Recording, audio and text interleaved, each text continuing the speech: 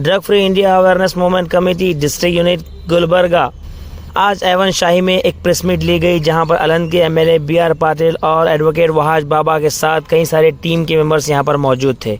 इस press meet में बताया गया कि नशा मुक्त भारत अभियान अवेयरनेस को ज़्यादा से ज़्यादा ज़ोर में चलाने की बात कर रहे थे। बता रहे थे कि नशा मुक्त में जिस तरह से नौजवान इन्वॉल्व हैं, अपने आप को, अपनी ज़िंदगी को तबाह कर रहे हैं, इसे बस हमें जल्द से जल्द छुटकारा देना है।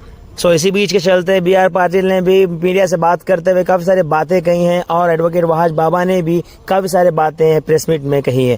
इसी के बीच चलते बताया गया है कि 2 अक्टूबर को गांधी जयंती है। ठीक सुबह 9:30 बजे गांधी जी की स्टैचू के पास इन सारे लोग मिलकर एक प्रोटेस्ट करने वाले हैं। आइए देखते हैं और सुनते हैं इस प्रेस मीट में और क्या क्या हुआ। आइए देखते हैं। हम देश भर में ये अभियान चलाते हैं। इस बार जैसा कि राजशेखर पाटिल ने बताया आपको, 2 तारीख को गांधी जी के जो स्टैचू है टाउन हॉल के सामने, हम सब लोग एक दिन के लिए वहाँ पर हम बैठ रहे। पूरा देश में नशा मुक्त होना चाहिए। नशे से हमारा नौजवान बच्चे बर्बाद हो रहे, बेकार बन रहे। कितने महिला मर्द को खोलिए, बच्चों को खोलिए, बहुत बड़ा समस्या है।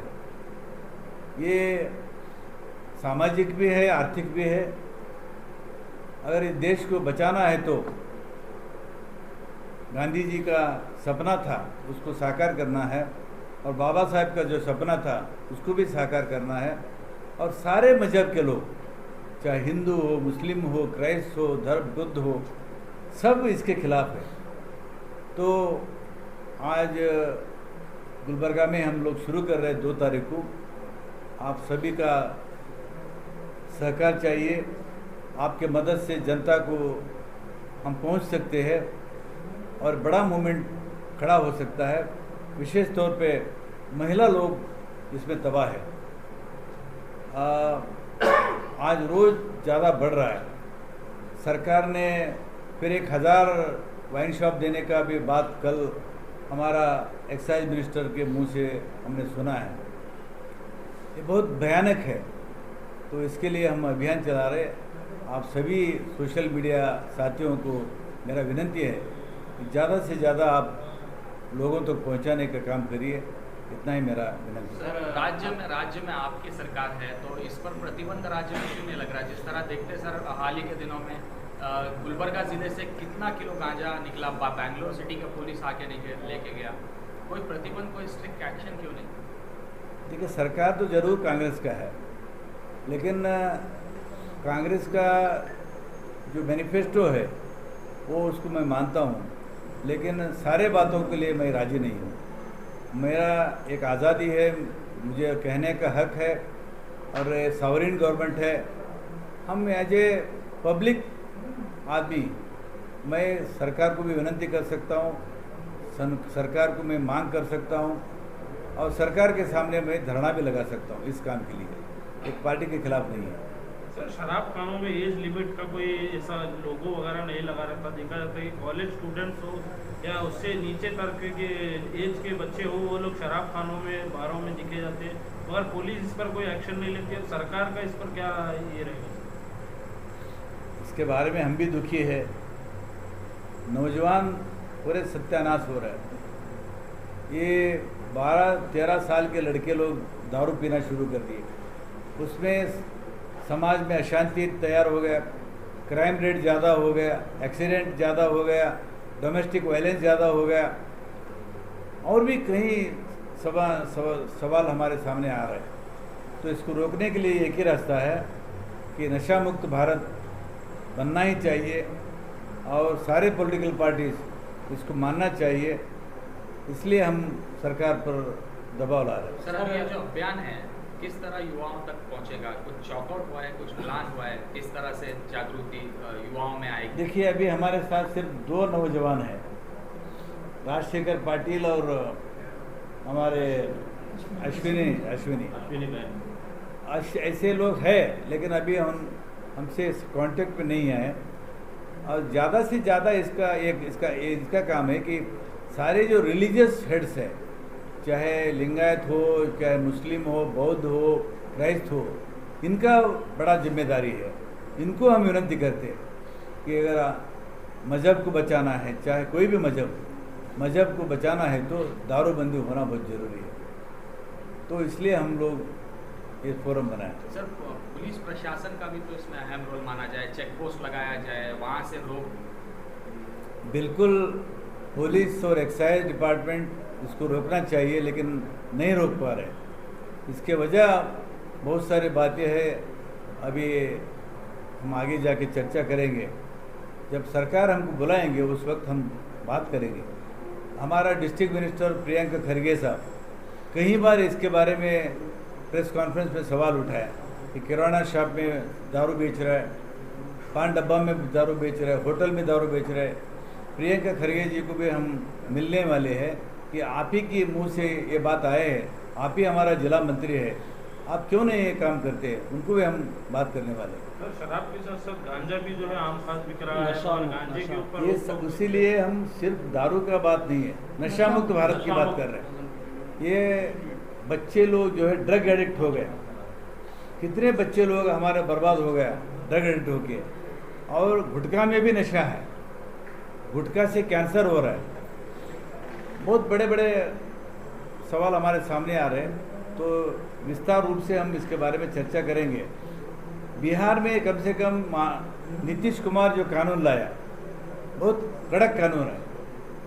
100% कानून कोई सक्सेस नहीं होता, उसका रीच 80% हो सकता है। मेरे ख्याल से नीतीश कुमार जो कानून लाया 70% वहाँ पर लागू हो गया।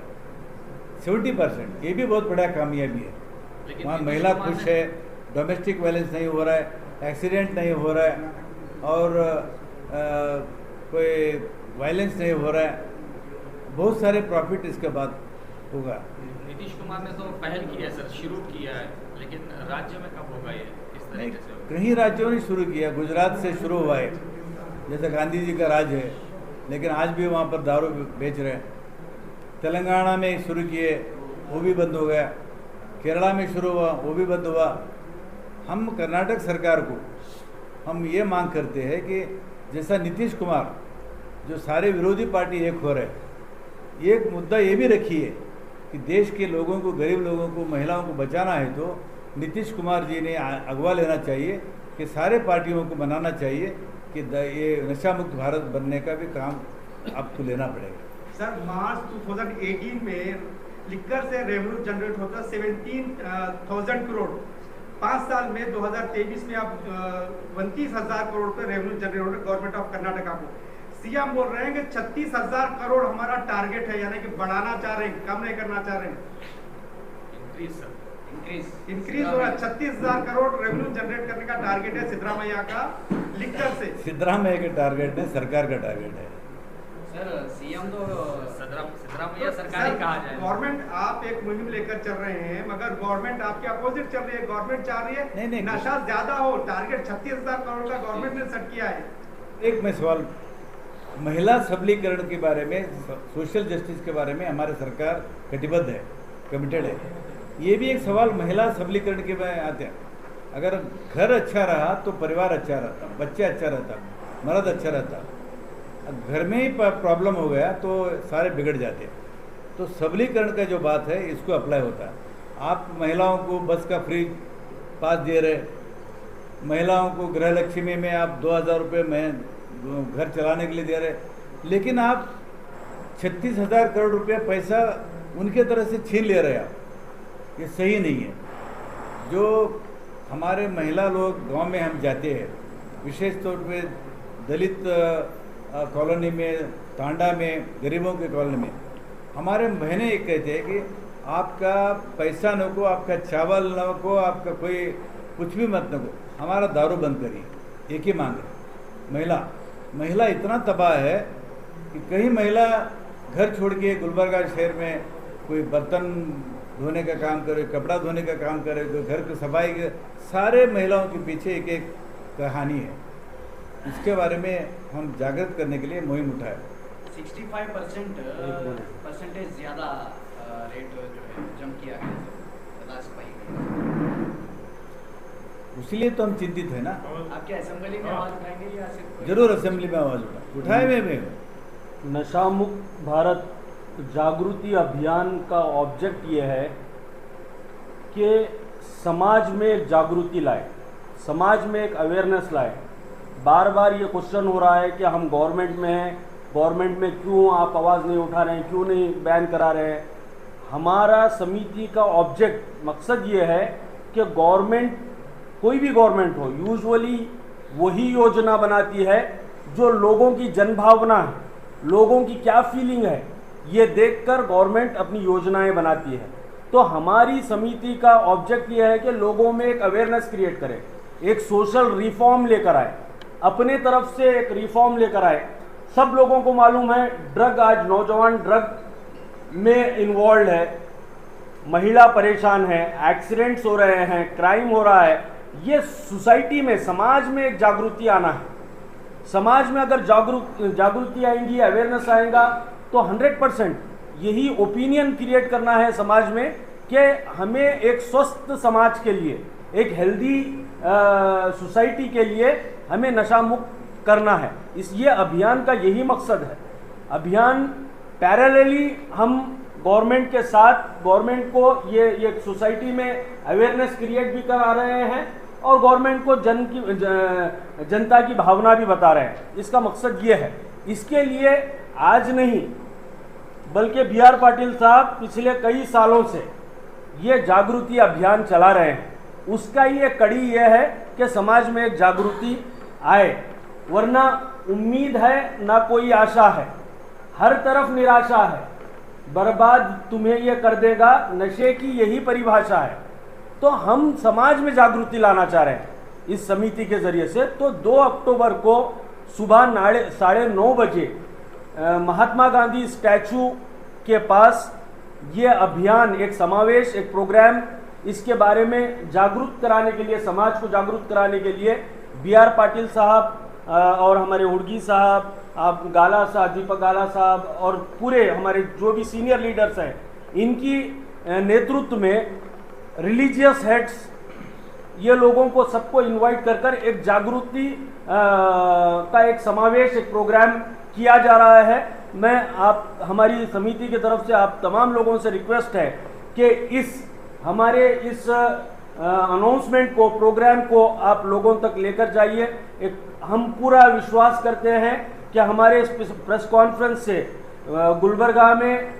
गुलबर्गा समाज के, किसी भी समाज से हो, किसी भी धर्म से हो, सब लोगों को ये प्रेस के तरफ से हम इनवाइट करते हैं कि इस समावेश 2 अक्टूबर के इस समावेश में 9:30 बजे ठीक आप आए, एक समाज में जागृति हम पैदा कर सके। सर, इस तरीके अक्टूबर 2 के हद तक नहीं रहेगा, ये कंटिन्यू रहेगा। अक्टूबर 2 क्यों चुना गया? तो महात्मा गांधी का एक जो ना ये था, उनका ड्रीम था कि मेरा भारत जो है ना नशा मुक्त भारत होना बोल के, उसको जो है ना इसके अंदर जो है ना, और हम अभी बी.आर. पाटिल को मैं शुक्रिया अदा इसलिए करना चाहता हूँ कि जो है ना वो गवर्नमेंट में रह के भी जो है ना लोगों का भलाई क्या है वो सोच रहे हो।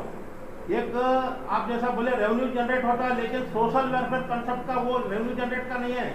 सोशल वेलफेयर स्टेट बोले तो नशा नहीं रहना, हर आदमी खुशी से रहना, हर फैमिली खुशी से रहना। अब दारू का देखो, WHO के रिपोर्ट के मुताबिक जो है ना 2,60,000 लोग हमारे देश में ईयरली मरते हैं बिकॉज ऑफ दारू से, कैंसर, एक्सीडेंट वगैरह से। ये रिपोर्ट WHO का है। वहाँ पर आंकड़े कितने गए होंगे, गलत गए होंगे, इससे ज़्यादा ही होगा, लेकिन ये अटैंटिक हम पकड़ेंगे तो डेली एवरेज जो है ना 732 लोग मर रहे हैं हमारे देश में दारू की वजह से, नशे के वजह से 732 लोग डेली मर रहे। बोले तो लिवर क्लेरोसिस है, कैंसर है, हर चीज से। तो हम क्या कर रहे हैं बोले तो हम इंसानियत, देखो रेवेन्यू कलेक्ट करना अच्छी बात है, लेकिन रेवेन्यू किसी को जहर पिला के कलेक्ट करना, जहर के किसी को पिला के कलेक्ट करना, ये कौन सा इंसाफ है मेरे को बताओ।